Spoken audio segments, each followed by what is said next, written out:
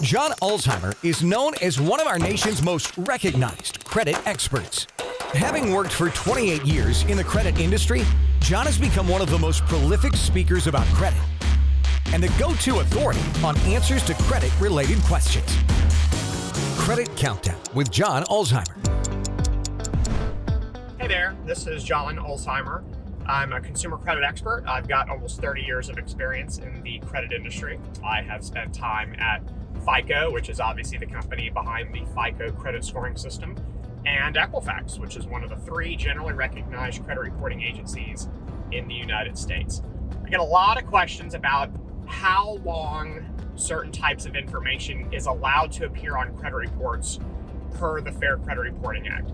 And there is a common understanding that negative information can only be maintained for a certain period of time. That is partially true. Actually, it is almost, I would say, 90% true to 10% wrong. And so today I'm going to talk about the 10% wrong, meaning are there scenarios whereby negative information can remain on your credit reports permanently? And the answer that I think you're probably saying right now is no way, John, no way. We all know that late payments have to be deleted after 7 years. We all know that charged off accounts have to be deleted after 7 years.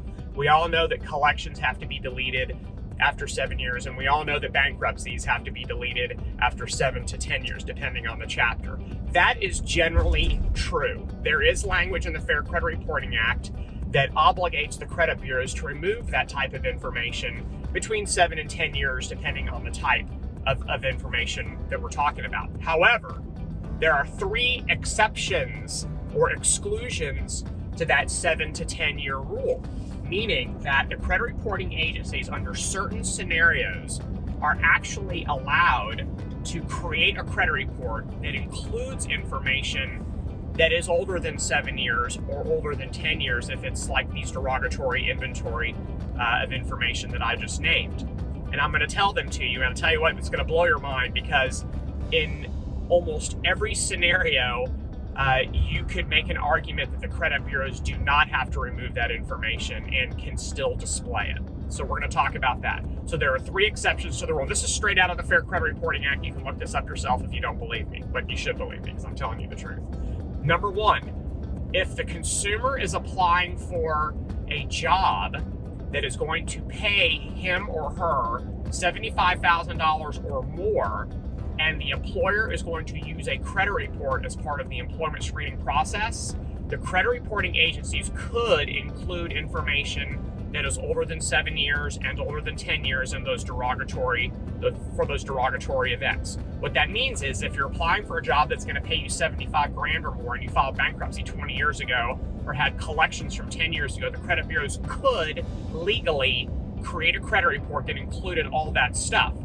That's the kind of stuff that's generally gone off of a credit report after 7 to 10 years in kind of garden variety credit card applications. So that's number one. Number two, if you're applying for life insurance and the value of the life insurance policy is going to be $150,000 or higher, and the insurance company is going to use a credit report as part of their underwriting process, then they too the credit bureaus could also create a credit report that includes information that is older than 7 to 10 years old. Number three, and this one's going to blow your mind because you'll see how inclusive this example is of almost every mortgage application. If you apply for credit, and it doesn't indicate what type of credit, just credit, with a value of over $150,000, which, I mean, that's got to be almost every mortgage, right? I mean, sure, there are probably mortgages that are below 150, but come on, if you live in any major city and you're applying for a loan to buy a house, it's going to be for more than $150,000 unless you got a killer deal. But if you apply for any form of credit for $150,000 or greater, then the credit reporting agencies can create a credit report that includes all that old stuff that has otherwise been deleted from credit reports where if you're applying for like a low dollar auto loan or a low dollar credit card account. So those are the scenarios. That's straight out of the Fair Credit Reporting Act. Look it up. Those are the three exclusions: $75,000 job, $150,000 life insurance policy or a credit that's in a value of $150,000 or greater. Just to give you, I don't want to freak you out. I think I probably just freaked you out. Just because the credit reporting agencies are allowed to do it doesn't mean that they choose to do it. And so even though the bureaus can choose to include that information in those scenarios, they choose not to, meaning that they do not maintain all that really old information on a credit report based on what you're applying for. They just kind of default to the general 7 to 10 year rule for everything.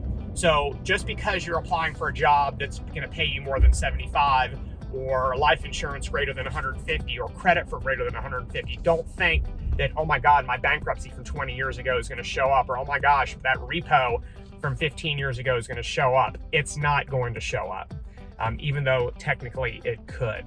So that's something else that you're going to want to keep in mind, that just because the Bureau, and that's the way that the Fair Credit Reporting Act is written, it allows for certain things to occur, but they can occur by choice, meaning that the bureaus don't necessarily have to report things even though they're technically allowed to do so.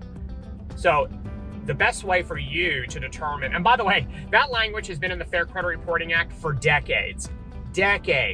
So, and I think that the dollar value of both the life insurance policy issue and the application for credit pretty clearly indicates that this language has been in there for a long time. Because maybe 30 years ago, a $150,000 mortgage was common, where today it's way past I would imagine that the average mortgage loan is way past 150. And so, almost every mortgage loan, you could include all that old stuff. So if you have any questions, or if you need to find that, if you want to find that in the act, drop a comment in the comment section. I'll point you to it. Thanks a lot for watching, and have a great rest of your day. We'll talk again soon. For more videos and credit tips from John Ulzheimer, go to www.tradelinesupply.com.